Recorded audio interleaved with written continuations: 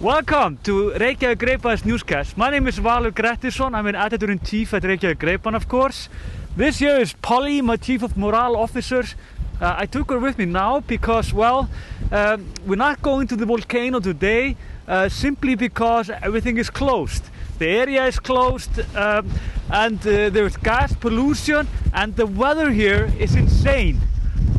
It seems sunny, but it's very cold, it's very windy here. But we're going to talk to the search and rescue, how the morning has been and how the weekend has been. It's been crazy. There was a state of emergency last night actually. 40 people they were looking for 40 people that they thought they were lost in the night.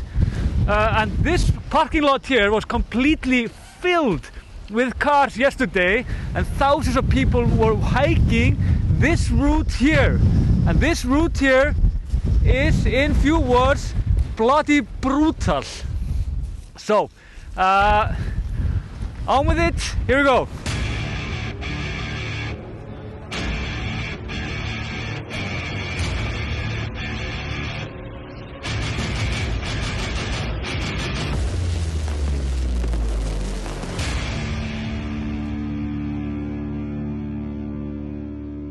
So I'm here with Jón Ragnar. Have you been working here the whole weekend, or? More or less, yeah. More or less. It's been a very hard weekend for the search and rescue teams in Iceland. And I just want to ask you, like, there was a hectic moment last night where there were like 40 people lost in the night somehow after the volcano. And it felt like there was a state of emergency, literally. How were you here, or how did this go? I finished my shift around 6. Okay. So then I went to just rest. Okay. But the people here started. They called out from areas nearby. Yeah. To look for them, and I think it went well. Yeah. Yeah, I mean nobody died. That's number 1, 2, and 3, I guess. Yeah, that's very good. But how was the weekend? Were you surprised how many people were here trying to get to the place? Like yesterday, it was madness just. Yeah. Maybe a few thousand people here. Yeah, right. And you were like this morning. Now everything is closed, right? Both it's a hectic weather and there's a gas pollution in the area. Yeah. That's but right. I see there are cars here nonetheless. Like, have people been hiking or? Yeah, there are few people that go without listening to us. Okay. And we can't say anything. And has this been happening a lot, that people are not listening to your advice, or? There are always few people that don't listen to us. Yeah, right. How is it? Are you afraid of the safety of the people that are hiking this route? They are in good hands if they get lost. Yeah. So how is the route? Can you just describe it a little bit for us? It's 10 kilometers and it's not your average day route to walk, right? If you go this lane, then you are walking in like the lava here. Yeah. So is it hard? Is it for people that are not that experienced as hikers? This is at least not easy. It's not easy, right? Yeah. That's a good way to put it. Okay, thank you, Jón Ragnar, for talking to us. We're going to show you a little bit how this route is. We're going to hike here just for a few minutes. Just to fill you in, this is the area that most people hiked from yesterday. This is very close to the Blue Lagoon and it's in Grindavík. There's another route also, which is by Suðurstrandarvegur, and it's on the other side of the small town of Grindavík. This route here is, it's around 10 kilometers.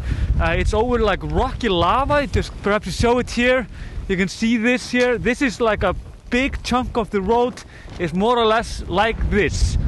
When we hiked here on Friday, sorry. Saturday was it? I have no idea. Then it was a tricky hike actually, and because we had a press pass, we could drive closer, so it was much easier for us actually to get to the area.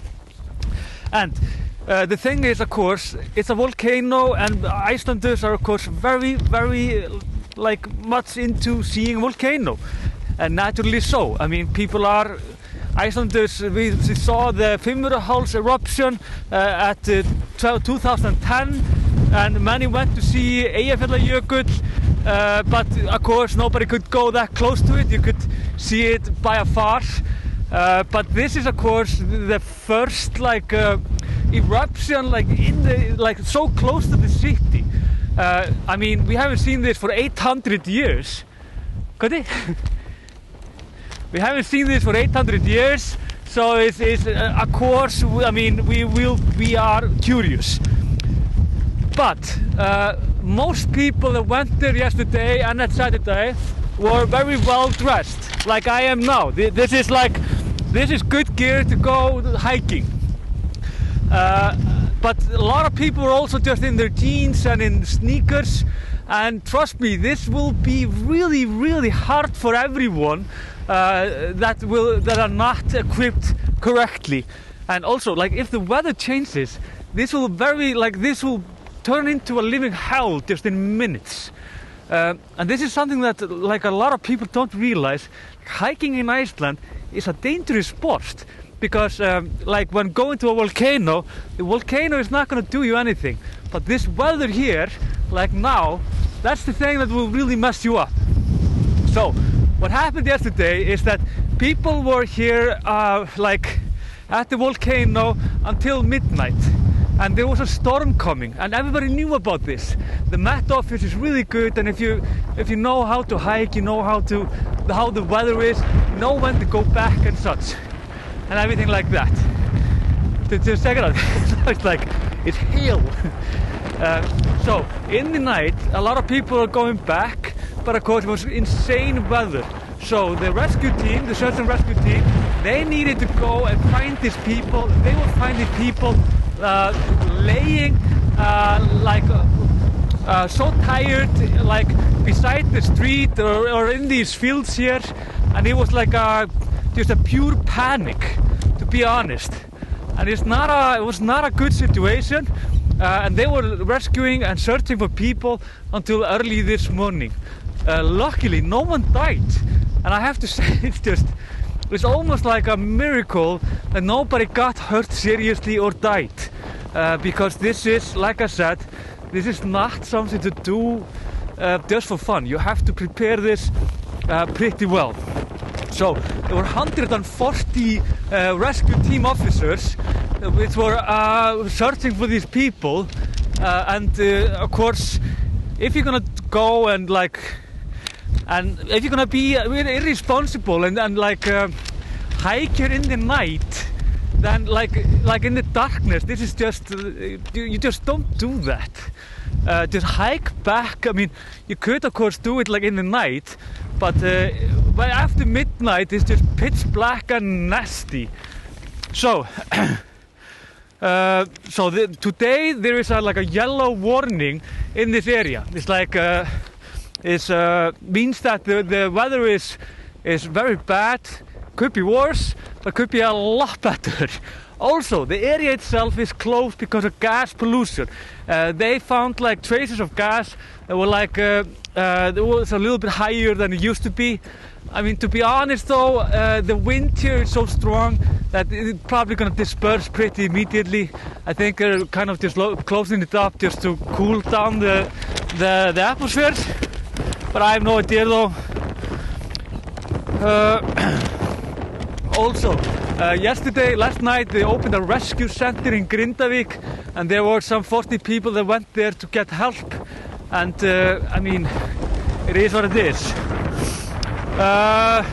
So, few things though after the video. First of all, you perhaps noticed that I didn't take Polly with me. I didn't explain this because I was so just struck by the volcano, which was absolutely beautiful. But the reason is the gas, and we weren't sure how it would affect dogs or animals, because gas is, like a lot of people know, it's like it's heavier than air, so it goes down, and especially to like these. If you go like to the lava here, for example, it's a good example like here. in these, like if you go down here, there could be like a gas pollution just in a places like this. Of course not here, because the wind is not like that.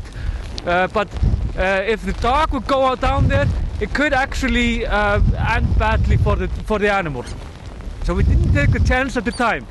But yeah, so also the volcano itself, the lava is now like filling up the valley, and the valley is will probably be like a tub of lava in the end, which will be pretty awesome, to be honest, and will be very interesting to see.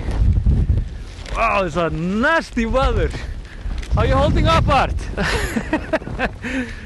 So, just to finish this, there is COVID again.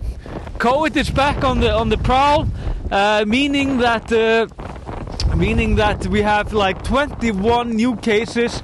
Almost 100 people are in quarantine, and it's possible that we are actually getting the fourth wave after all. So, like I said some videos ago, like either you would go like no volcano and no fourth wave, or a volcano and a fourth wave. Seems like all of my words are coming through the worst possible forecast here. Anyways, in the end, I just want to tell you about, of course, our online shop. You can always go there, buy stuff. You can please just like and subscribe if you like this. This is what we do. We do news and we walk around like this. We have sponsors also, Einstök Beer. You can visit them at einstökbeer.com. We're gonna try to go back to the volcano. We need more footage because Art Picnic, our fantastic photographer, is gonna make a video for you just with like beautiful volcanic pictures. But we need more footage, so we are gonna go tomorrow and do our newscast there, if it will be open. If you live in Iceland, keep in mind, if you're gonna go to the volcano, to the eruption, be prepared. I mean, do not hike if you have never hiked before, at least not this route. Be very careful how you do this, plan this very well beforehand. Take food and water, dress well, please. It's not complicated. Nobody hikes in the jeans and their sneakers. It's just ridiculous, and you will just get into trouble like this. Yeah, but there are a very safe way to see the volcano. Just don't go too close to it. It's almost like a Roman like arena to see this. It's like there's like mountains all around, and then the volcano is like in the middle. So it's bloody beautiful.